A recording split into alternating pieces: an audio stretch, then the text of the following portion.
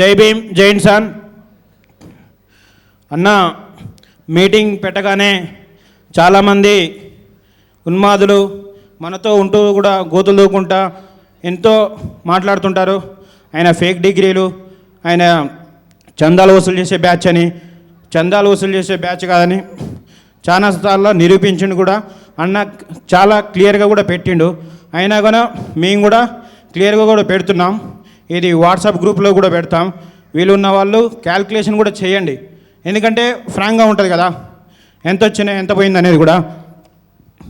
అట్నే ఈ మీటింగ్ పెడుతుందంటే ఒక వీడియోలో కూడా నేను కూడా చూసిన, కొంచెం బాధపడ్డా. కానీ ఇట్లాంటి అవమానాలు ఎన్ని ఎక్కువ వస్తే అన్న పనితనానికి అంత మంచి నిదర్శనం. ఎంతమంది ఎన్ని అవమానాలు భరించినా కానీ నిలదొక్కుని ఉద్యమ బాటలో చాలా నిక్కచ్చిగా పనిచేసుకుంటూ పోతుండు. 2 రోజుల ముందు ప్రోగ్రాం ఉందన్నప్పుడు కూడా ఒక లీడర్ ఫోన్ చేసిండు, బీజేపీ లీడర్. ఎప్పుడు పలానా బాపన వల్లనే లంజా కొడుకులు అన్నమాట నరేష్ అని ఫోన్ చేసిండు. అన్న నేను అది ఏ సందర్భంలో అన్న అంటే, ఒక పలాని ఎమ్మెల్యే గారు మాదిగా లంజా కొడుకులు, మాలా లంజా కొడుకులు ఇచ్చే డబ్బుల ద్వారా రామునికి చందాలు వసూలు చేయాల్సిన అవసరం లేదు అట్లా అనుకుంటే, ఎందుకంటే వాళ్ళు గుడ్డు కూర తింటారు.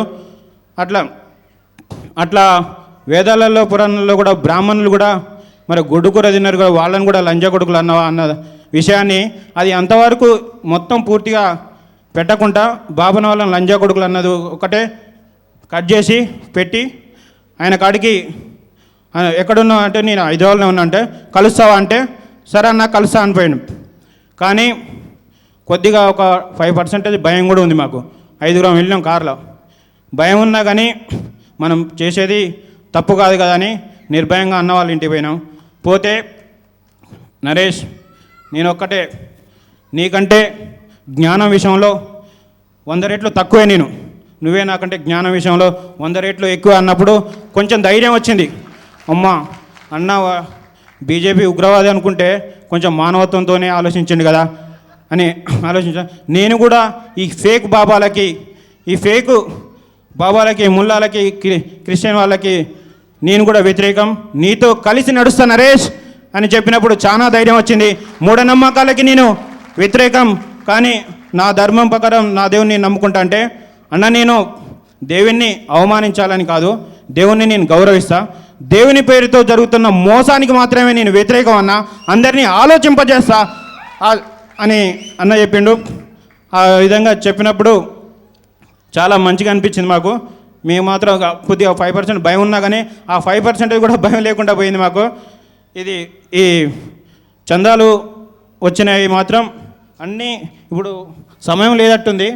కాకపోతే లోటు బడ్జెట్ మాత్రం 46,000 దాకా ఉంది అంచనా. మొత్తం ఈ మీటింగ్ అయిపోయాక కూడా ఇచ్చే వాళ్ళకి ఎంత ఇవ్వాలి, ఎంత పోవాలని తెలుస్తుంటుంది.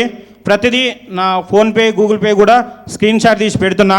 ఒకవేళ ఎవరైనా ట్రాన్స్ఫర్ చేసినా కానీ ఇందులో ఉంటుంది నా ట్రాన్సాక్షన్ కూడా మన వాట్సాప్ గ్రూపుల్లో పెడతా. మొత్తానికైతే ప్రస్తుతానికి అంచనా మేరకు అయితే ఒక 46,000 రూపీస్ లోటు బడ్జెట్లో ఉన్నాము.